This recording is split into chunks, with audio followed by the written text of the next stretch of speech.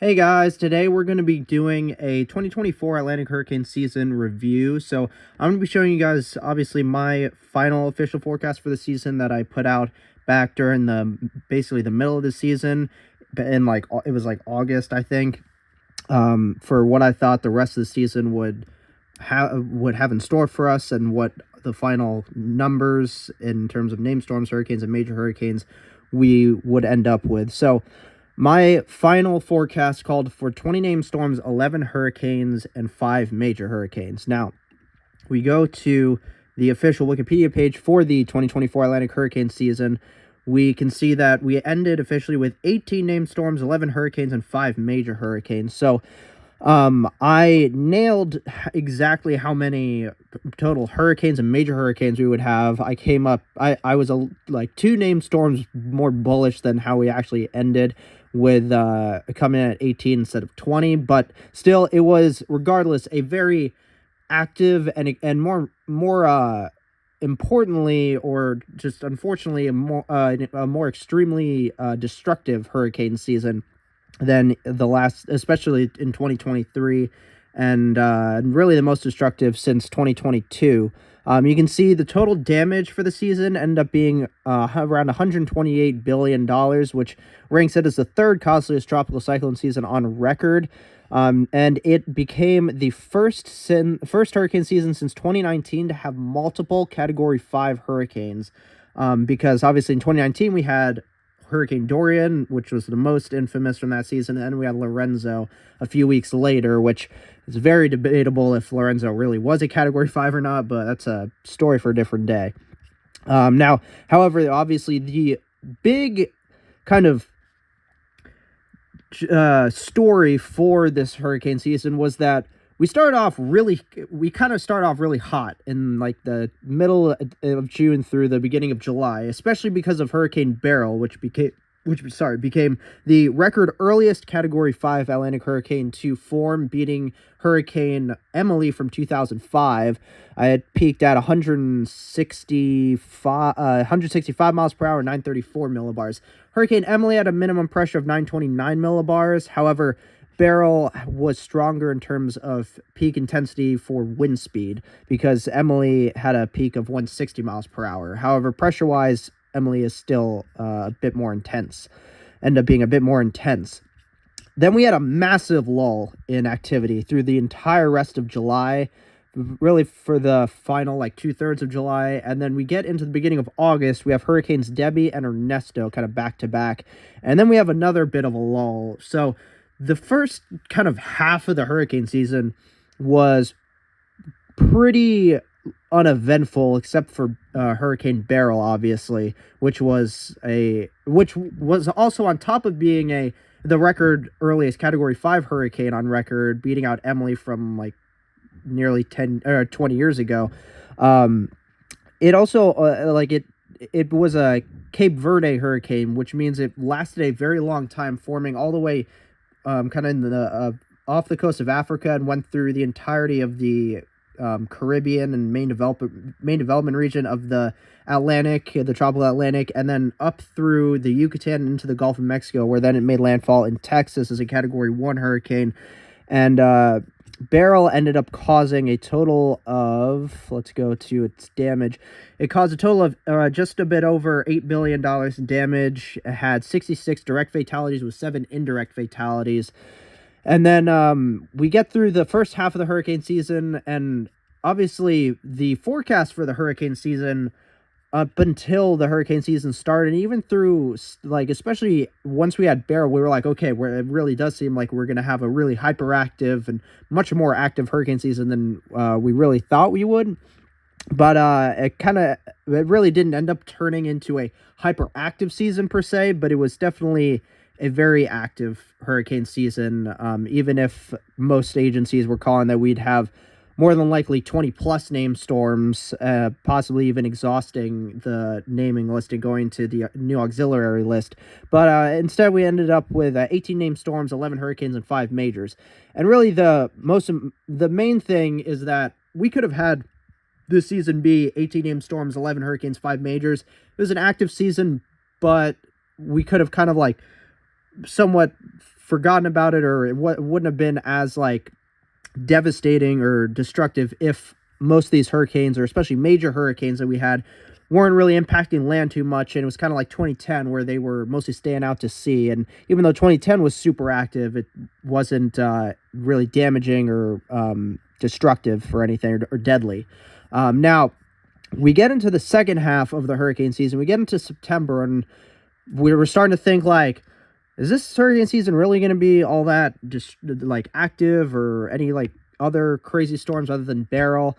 And then we get into like the second week of September. We get to the actual peak day, September 10th, and we have Hurricane Francine. And then after that, kind of the flip gets switched a bit, and we get finally the final barrage of storms and really strong hurricanes. Helene being the first, being one of the worst natural disasters, especially to impact the panhandle of Florida, and then especially the inland mountain areas of the Carolinas and Tennessee. And then we get Hurricane Kirk, which was a more open water major hurricane. So that was just like that was more of a hurricane that was nice to just track without anyone being affected by it. So although that hurricane became a Category 4, and then we had Leslie, and then we had Milton. Milton really became the other major standout. The fact we had 2 Category 5s, somewhat dissimilar, I think the word is, compared to 2019, where we had 2 Category 5, is that both this past hurricane season, both Category 5s we had were both very surprising in their intensities with how strong they got, and how destructive and damaging and deadly they both were. Milton, let's go to Milton real quick here. All right, that's Beryl. We got to scroll down further. Here we go. Here's Milton. So Milton kind of was a slow-moving Gulf of Mexico system that came out of the Central America, and I believe from some of the remnants of a Pacific tropical cyclone, and then start to coalesce and form a low-level center and become its own system in the Bay of Campeche in the southwestern Gulf of Mexico. And then it formed into a tropical storm, and then took a sharp eastward turn and kind of had this very odd track of going from west to east, and then rapidly intensified in the beginning of October into a 180 mile per hour Category 5 hurricane with a minimum pressure of 897 millibars. This was the first Category 5 and first Atlantic hurricane we've seen that has gone below 900 millibars since Hurricane Wilma back in 2005. So in fact, another similar thing between both Category 5 hurricanes we had this past hurricane season 2024 was they both broke records, or became the first Atlantic hurricane to kind of be the first since a 2005 record hurricane to do that sort of thing, or like eclipse that record. So Milton was one crazy storm to track. It weakened back down to a Category 4 briefly for like half a day or a day, and then it got into a little bit better of an environment, since it didn't really make landfall or interact too much with the coast of the Yucatan Peninsula, and re-intensified back to a Category 5 status, getting back to a secondary peak intensity of like 160 miles per hour and 905 millibars, which is a crazy intense secondary peak still. And then it started to deal with more wind shear as it approached the west coast of Florida, and made landfall as a Category 3 hurricane just south of the Tampa Bay metro, which, man, the Tampa Bay region has gotten very close calls these past few seasons.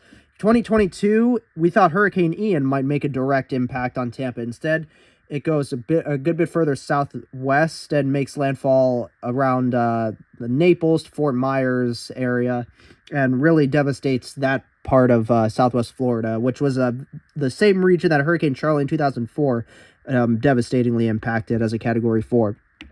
And then 2023, we had, let's check, because I am blanking off the top of my head right now. Let's go to 2023. I don't know why I'm blanking on it. We had, I think, was it Lee or Adalia? Let me see. I think it was Adalia that we thought maybe could hit Tampa, but then it went further north and hit the Big Bend region of Florida. Now Lee was a I'm tripping. Lee was kind of more of a out to sea type of Category 5 major hurricane. 2022, obviously, I said Ian. 2023 was Adalia. 2024 obviously was Milton, and Milton definitely came the closest to being the worst case scenario that a lot of us were fearing, that especially Ian would end up being for the Tampa region, the Tampa Bay metro region.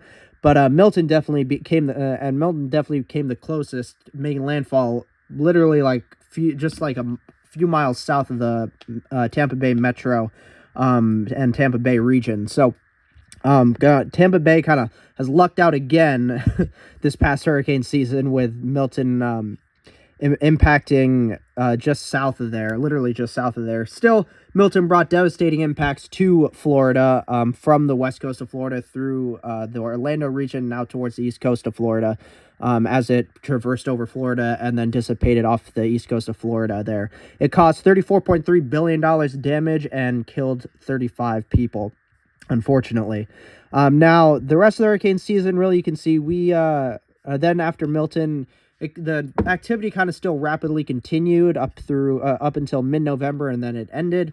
And you can see we had 18 systems lasting from June 19th was when the first system, Alberto, formed, through November 18th was when Sarah dissipated. So it was a pretty eventful hurricane season, even though the first half was pretty kind of uneventful minus Beryl, and then the second half came in and really turned the season around a bit. But still, the total activity didn't entirely really live up to what a lot of agencies and meteorologists were forecasting the season to potentially be. However, yet it still was a very devastating and very deadly hurricane season nevertheless. So and it caused total fatalities, 401 total fatalities, putting together the direct and indirect fatalities for the season. So with that, I will close out the video. I really hope you guys enjoyed, learned something new, or kind of found this overall summary of this past hurricane season interesting and helpful.